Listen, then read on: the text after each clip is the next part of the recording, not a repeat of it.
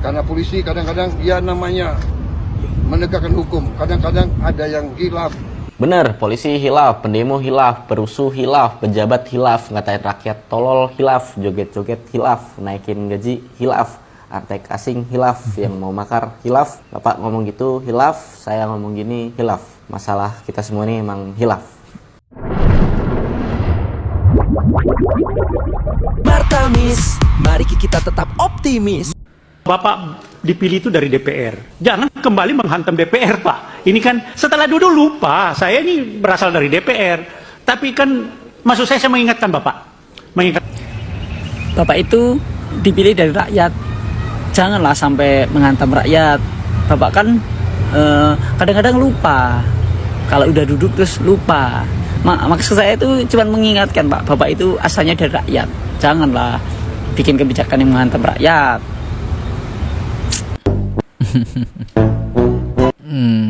Ya DPR kan Dewan Perwakilan Rakyat, artinya mereka adalah rakyat yang disetujui untuk berwakil, ya melalui proses apa partai-partai gitulah, intinya ada pemilu, ada macam-macam hal gitu. Jadi ya kadang-kadang kayak gitu. Ada balas budi politik, kadang-kadang itu yang berat, balas budi politik, yang mana kadang repot gitu. Karena polisi kadang-kadang ya namanya menegakkan hukum, kadang-kadang ada yang hilaf. Bener, polisi hilaf, pendemo hilaf, perusuh hilaf, pejabat hilaf, ngatain rakyat tolol hilaf, joget-joget hilaf, naikin gaji hilaf, artek asing hilaf, yang mau makar hilaf, bapak ngomong gitu hilaf, saya ngomong gini hilaf. Masalah kita semua ini emang hilaf. Karena polisi Iya. Jadi kita semua khilaf ya.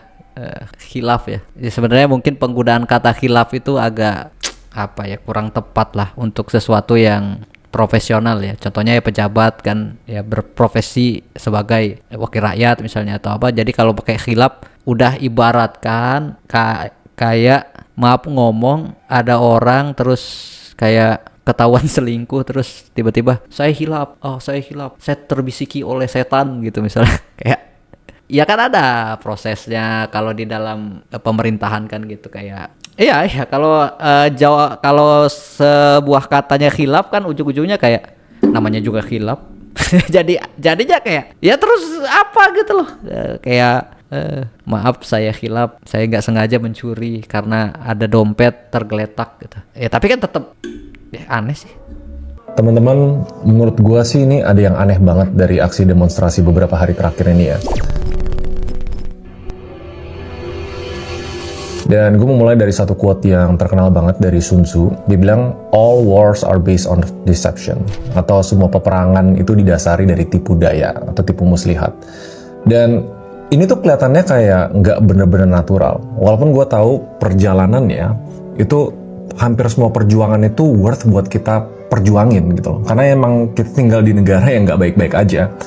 Cuma kalau lihat dari kronologinya, ini kan pas di bulan Agustus kemerdekaan dan isu yang dinaikin waktu itu adalah bendera One Piece. Dan puncaknya dari demonstrasi itu satu hari sebelum ulang tahun DPR. Dan announcementnya itu dibuat seakan kayak kok deket-deket gitu loh. Apa ini by design emang diorkestrasi biar terjadi sesuatu di bulan ini? Jujur gue nggak tahu. Tapi apa ini worth untuk dibedah? Pasti. Ini gue langsung no bullshit aja karena gue ngerasa kita di planning untuk jadi pion antara internal power struggle yang terjadi di pemerintahan sekarang. Dan ini karena sesi deep talk, nggak bakal terlalu banyak editan dan gue bakal lebih banyak cerita. Ada alasannya kenapa selama masalah ini gue tuh post cuma sekali. Dan itu bener-bener di puncaknya pas gue ngerasa udah keterlaluan. Yaitu pas nyawa seorang warga sipil hilang dan dikorbankan. Inna lillahi wa inna ilaihi rajiun, Afan Kurniawan dan korban-korban lain dari aksi demonstrasi ini. Dan kalian harus ngerti loh, nyawa seorang manusia itu tuh nggak murah. Tapi kita harus ngebuka dan ngebedah topik ini dari sisi pandang netral dulu. Kita masuk ke bagian pertama, yaitu Indonesia tidak baik-baik saja.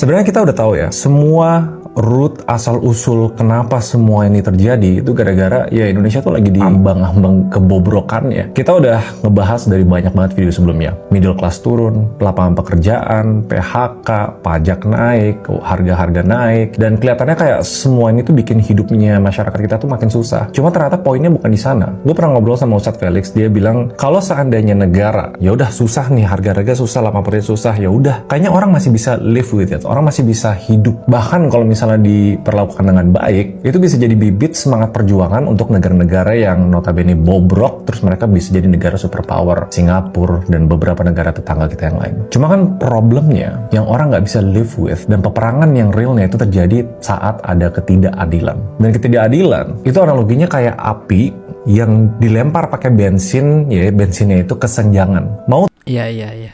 Jadi live it ya, betul ya. Maksudnya dari kenaikan pajak, harga mahal apa ya, kita masih tetap berjalan gitu, masih menjalani aktivitas walaupun sambil ngeluh kayak oh ini mahal, oh barang semuanya mahal, oh pajak naik gitu. Tapi kita masih bisa berjuang gitu, masih jalan, masih melakukan aktivitas, masih kayak punya harapan bahwa ya ini akan berlalu gitu. Tapi kemudian ketika ada sesuatu yang tidak adil dan timpang, yang akhirnya kayak loh kok gini sih gitu, kok kayak gini gitu. Loh, kami udah oke gitu, udah kami akan jalan ini gitu, kami akan gitu sih. Kalau dalam saya ya kayak oh pajak naik, oh ya udah, oh harga baru, oh ya udah, kita berusaha lagi, kita kerja lagi, kita terus lagi gitu. Cuma ada satu kondisi di mana ternyata triggernya itu by design atau diorkestrasi, tapi kita tahu ini gerakan masyarakat yang memang real dan ini organik dan kita capek. Jadi udah sewajarnya kita marah, kita unjuk rasa, kita lakukan aksi demonstrasi. Tapi dari pengalaman gue udah ngelawatin ini di beberapa tahun yang lalu. Jangan salah, kita tuh lagi di peperangan. Dan balik ke quote awal, peperangan didasari oleh tipu daya dan tipu muslihat. Dan ternyata benar.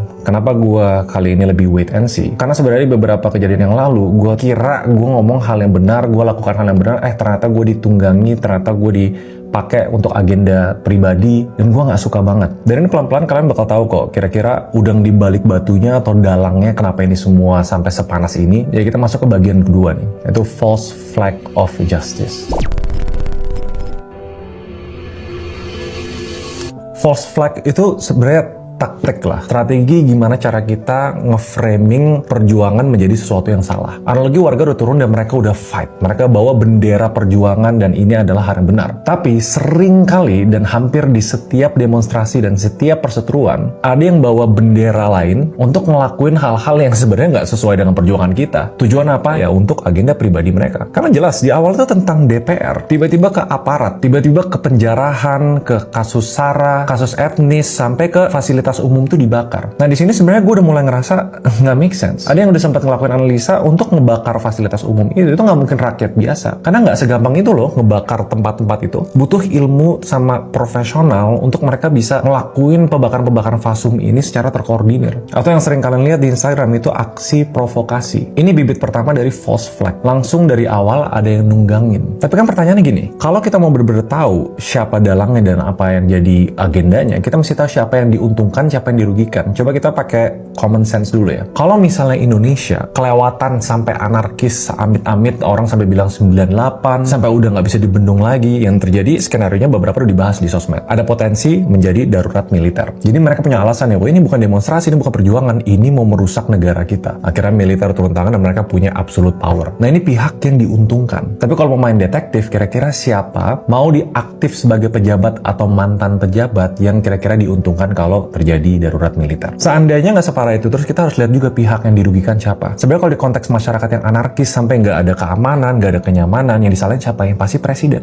Wah ini Pak Prabowo gagal untuk menjaga masyarakatnya. Lantas kalau misalnya dia gagal, apa yang terjadi? Citranya turun, worst case-nya, diturunin nih presidennya. Kalau presidennya turun, siapa yang naik? Jadi dari sini sebenarnya udah agak kepeta ya kalau misalnya kita mau cocok logi atau bikin analisa bodoh. Dan gue bikin video ini tujuannya bukan untuk mengecilkan perjuangan, tapi untuk nyadarin hal-hal kayak gini berdasarkan pengalaman gue pasti ada yang nunggangin. Dan gue bersyukur banget, shout out untuk Ferry Irwandi dan teman-teman yang di sini benar-benar bisa ngelihat beberapa step ke depannya, diajak pulang pas ada tanda-tandanya, warga jaga warga. Gerakan-gerakan kayak gini tuh kayak kita responsif terhadap apa yang lagi di planning sama pihak yang nggak bertanggung jawab. Nah ini baru masuk ke bagian kedua, false flag of justice. Kalau misalnya udah ada yang nyusuk dan mempelintir perjuangan yang lagi kita perjuangin, hasil yang dimauin tuh apa sih? Dan ini strategi yang dipakai sama Belanda, VOC selama berpuluh-puluh beribu-ribu tahun untuk menguasai sebuah negara, yaitu divide et impera, divide and conquer.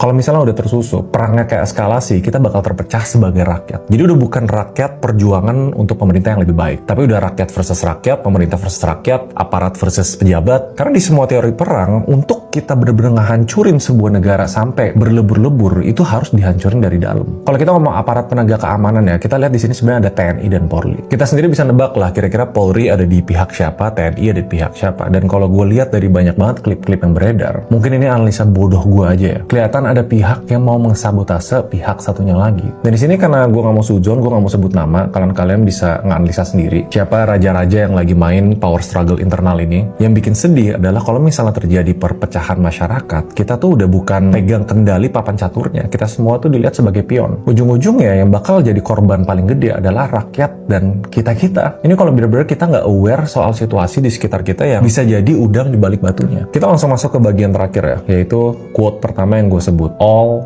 wars are based on deception. Dan ini yang kita counter dengan kawal terus.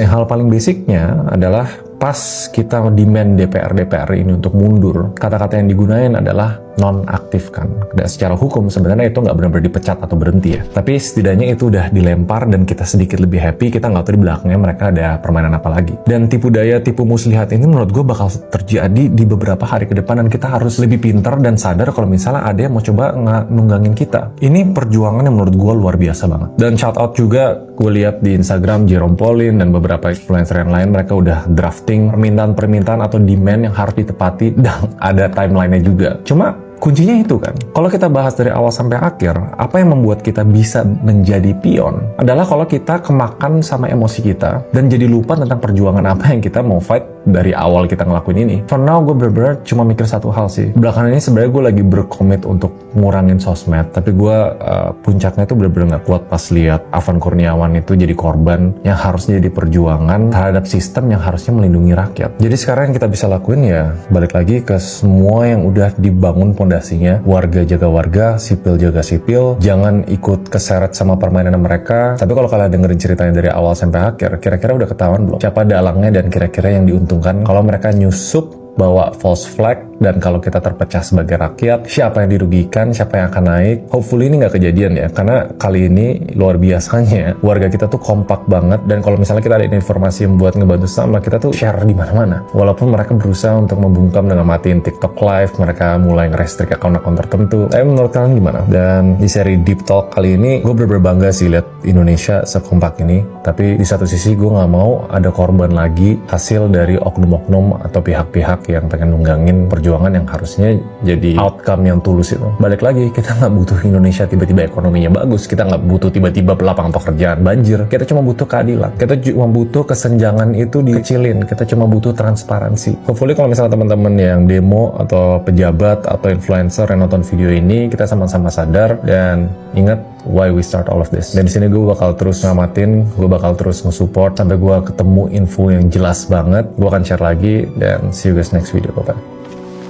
Oke, ini video panjang pertama ya setelah sekian lama saya tonton sampai habis, yaitu video dari Babang Raymond Chin ya salah satu influencer yang beberapa videonya menarik tentang ekonomi pun atau ya seperti politik juga, yang kalian bisa tonton di YouTube-nya atau di TikTok beliau ini. Banyak insight yang luar biasa, dan pada poin ini kan ya benar, kita harus mikir, harus tenang, emosi, dan hal-hal itu harus kita jaga, jangan sampai kita terbawa oleh arus yang kita nggak tahu arus ini kemana gitu. Karena kan kalau mau kita ingat, memang kan tujuan demonstrasi itu adalah menyuarakan ketidakadilan yang terjadi gitu. Bahwa ada DPR dan tunjangannya, bahwa ada DPR yang semena-mena dengan ucapannya, bahwa ada hal-hal lain yang sudah dipetakan oleh beberapa influencer, yaitu 17 tuntutan plus 8 kalau nggak salah, atau 17 pokoknya ada itu 17 tuntutan itu. Yang mana itu? Karena ketika arahnya adalah anarkis, yang mana itu adalah upaya dari orang-orang yang nggak jelas, yang kita tahu bahwa itu bukanlah demonstrasi karena tidak mungkin. Saya yakin sih tidak mungkin lah, karena ketika orang berangkat dari rumah, tapi nggak tahu sih kalau ada yang memang FOMO gitu, kayak saya mau demo karena ikut demo gitu.